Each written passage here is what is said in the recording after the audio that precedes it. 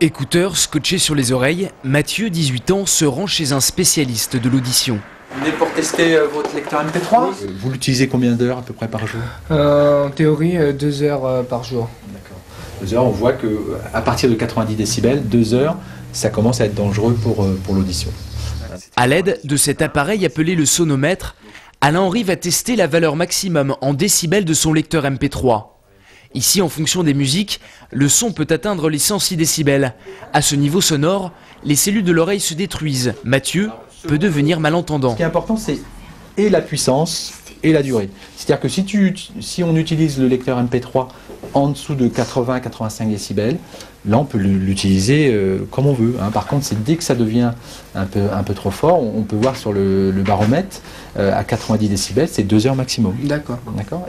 Mais lorsque le jeune homme teste avec le son recommandé, à 85 décibels, tout dépend des musiques, mais là, ça a l'air d'être une musique assez douce. Non.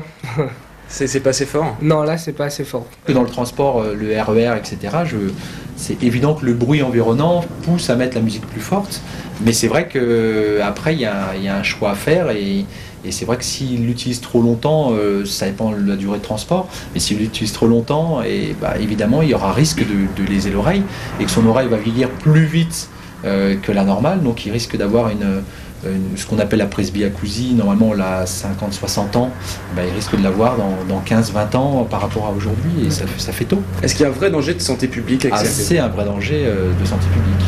selon le comité européen des risques sanitaires émergents et nouveaux, près de 10 millions de jeunes risqueraient de souffrir de surdité dans les années à venir.